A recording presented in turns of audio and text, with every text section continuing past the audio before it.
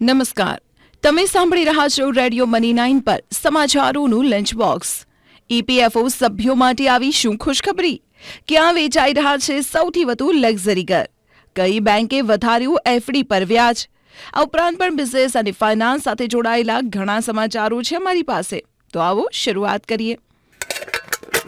ઈપીએફઓએ તેના સભ્યોને મોટી રાહત આપી છે। ઈપીએફઓ સભ્યો હવે પોતાની અથવા તેમના પરિવારના કોઈપણ સભ્યની સારવાર માટે તેમના પીએફ ખાતામાંથી 1 લાખ રૂપિયા ઉપાડી શકશે।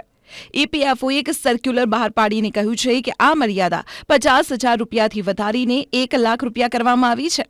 ઈપીએફઓના જણાવ્યા મુજબ જ્યારે કોઈ સભ્ય અથવા તેના આશ્રિતો 1 મહિના કે તેથી વધુ સમય માટે હોસ્પિટલમાં દાખલ હોય, હોસ્પિટલમાં મોટી સર્જરી કરાવે અથવા ટીબી, લકવો, કેન્સર, માનસિક બીમારી અથવા હૃદયરોગથી પીડિત હોય તો તેઓ એડવાન્સ માટે અરજી કરી શકે છે। જોકે આના માટે કર્મચારી કે તેના દર્દીને સરકારી હોસ્પિટલમાં દાખલ કરાવવા જરૂરી છે। જો તમે દર્દીને ખાનગી હોસ્પિટલમાં દાખલ કર્યો હશે તો આ અંગે તપાસ થયા બાદ જ ક્લેમ લઈ શકાશે। દેશની સૌથી મોટી ખાનગી ક્ષેત્રની બેંક આઈસીઆઈસીઆઈ બેંકે તેની એફડીના વ્યાજ દરમાં વધારો કરવાનો નિર્ણય કર્યો છે। આઈસીઆઈસીઆઈ બેંકની સત્તાવાર વેબસાઇટ પર આપવામાં આવેલી માહિતી અનુસાર બેંકે 2 થી 5 કરોડ રૂપિયાની બલ્ક એફડીના વ્યાજ દરો વધારવાનો નિર્ણય કર્યો છે।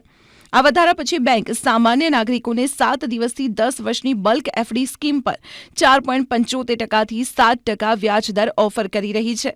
સૌથી વધુ વ્યાજ 1 વર્ષથી 389 દિવસથી એફડી પર આપવામાં આવી રહ્યું છે। આમાં બેંક સામાન્ય અને વરિષ્ઠ નાગરિકોને 7.25% વ્યાજ ઓફર કરી રહી છે।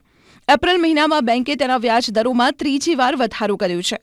આ પહેલા 1 એપ્રિલ અને 9 એપ્રિલે બેંકે તેના વ્યાજ દરમાં વધારો કર્યો હતો।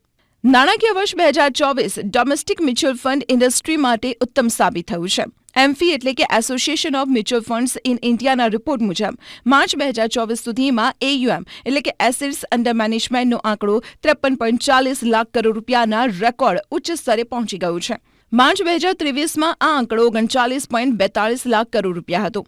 આ પ્રમાણે જોઈએ તો એક વર્ષમાં 14 લાખ કરોડ રૂપિયાથી વધુનો વધારો નોંધાયો છે। મ્યુચ્યુઅલ ફંડ ઇન્ડસ્ટ્રીએ ફાઇનાન્શિયલ યર 21માં રેકોર્ડ બનાવ્યો હતો, જ્યારે 41%નો ગ્રોથ નોંધાયો હતો। ત્યારબાદ હવે ફાઇનાન્શિયલ યર 24માં બીજો રેકોર્ડ લગભગ 35%ના ગ્રોથનો બન્યો છે। કુશમેન એન્ડ વેકફિલ્ડના રિપોર્ટ અનુસાર દિલ્હી એનસીઆર લક્ઝરી અપાર્ટમેન્ટની માંગના મામલે દેશના અન્ય બજારો કરતાં આગળ છે। માર્ચ ક્વાર્ટર દરમિયાન દિલ્હી એનસીઆરમાં નવા લોન્ચમાં એકલા લક્ઝરી અપાર્ટમેન્ટનો હિસ્સો 61% હતો। આ દર્શાવે છે કે દિલ્હી એનસીઆર માર્કેટમાં લક્ઝરી ઘરોની માંગ મજબૂત છે, જ્યારે કુલ લોન્ચમાં મુંબઈના લક્ઝરી અપાર્ટમેન્ટનો હિસ્સો 26% અને બેંગાલુરુનો હિસ્સો 19% હતો। કુશમેન એન્ડ વેકફિલ્ડના રિપોર્ટમાં એવા મકાનોને લક્ઝરી કેટેગરીમાં રાખવામાં આવ્યા છે જેની કિંમત ઓછામાં ઓછી ₹15,000 પ્રતિ ચોરસ ફૂટ છે। દક્ષિણ કોરિયાની ટેક કંપની સેમસંગે ભારતમાં ટીવીની નવી રેન્જ લોન્ચ કરી છે।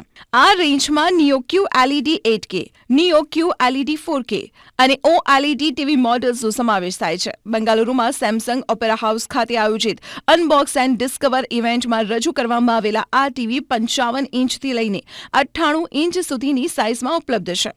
સેમસંગનું કહેવું છે કે નવા ટીવી ઘણા આર્ટિફિશિયલ ઇન્ટેલિજન્સ ફીચર્સથી સજ્જ છે। એઆઈથી વિઝ્યુઅલ એક્સપિરિયન્સ વધી જાય છે। સાઉન્ડમાં પણ એઆઈનો ઉપયોગ કરવામાં આવ્યો છે, જે બેકગ્રાઉન્ડ નોઇઝને ડિટેક્ટ કરીને ઓટોમેટિકલી વોલ્યુમ એડજસ્ટ કરી દે છે। મોર્ગન સ્ટેનલીના અર્થશાસ્ત્રીઓનું માનવું છે કે ભારતના લોકોને આ વર્ષે પર્સનલ, હોમ અને ઓટો લોન પરના ઊંચા વ્યાજ દરોમાંથી રાહત મળવાની શક્યતા નથી। તેમનું માનવું છે કે રિઝર્વ બેંક ચાલુ નાણાકીય વર્ષ એટલે કે માર્ચ 2025 સુધી રેપો રેટમાં ઘટાડો નહીં કરે, તે માત્ર 6.5%ના વર્તમાન સ્તરને જાળવી શકે છે। એક અમેરિકન બ્રોકરેજ ફર્મના અર્થશાસ્ત્રીઓએ એક રિપોર્ટમાં લખ્યું છે કે ખાદ્ય ચીજવસ્તુઓ અને ક્રૂડ ઓઇલ જેવી ચીજવસ્તુઓ મોંઘી થઈ રહી છે। આ ઉપરાંત અમેરિકામાં મોંઘવારી વધવાને કારણે વ્યાજદર ઘટાડવામાં વિલંબ થશે અથવા તો આ ઘટાડો અપેક્ષા કરતાં ઓછો રહેશે। ડોલરની મજબૂતી પણ આરબીઆઈને રેપો રેટ ઘટાડવાથી રોકશે। સોનાના ભાવ રોજે રોજ નવી સપાટી કુદાવી રહ્યા છે, જેના પગલે લગ્નસરામાં ઘરમાં રહેલું જૂનું સોનું તેમજ દાગીનામાંથી નવા ઘરેણાં બનાવવાનો ટ્રેન્ડ શરૂ થયો છે। અમદાવાદ શહેરમાં 2023માં રોજ 30 કિલો સોનું રીસાયકલ માટે આવતું હતું। હવે તેમાં વધારો થયો છે અને તે આંકડો રોજનો 70 કિલોએ પહોંચી ગયો છે। જે રીતે સોનાના ભાવ વધી રહ્યા છે તેનાથી જૂના સોનાનું રીસાયકલિંગ 10% સુધી વધવાની ધારણા છે। વર્લ્ડ ગોલ્ડ કાઉન્સિલના રિપોર્ટ મુજબ 2019માં કુલ 119.7 ટન જૂનું સોનું રીસાયકલિંગ માટે બજારમાં આવ્યું હતું। બુલિયનના વેપારીઓનું કહેવું છે કે આ રેકોર્ડ તૂટીને 2024ના અંત સુધીમાં 128.8 ટને પહોંચશે. બુધવારે 24 કેરેટ સોનાનો 10 ગ્રામનો ભાવ ₹75,900 હતો. તો સમાચારોના લંચ બોક્સમાં આજે માત્ર આટલું જ. તમે સાંભળતા રહો રેડિયો મની 9. અમે લઈએ વિદાય, પરંતુ જતા પહેલા કયા શેરમાં રોકાણ કરવું, કયા સ્ટોક વેચી મારવા અને કયા સ્ટોક હોલ્ડ કરવા, મેળવો માર્ગદર્શન મની 9 એપ પર. મળશે તમારા દરેક સવાલના જવાબ મની 9 એપ પર. અત્યારે જ ડાઉનલોડ કરો મની 9 એપ.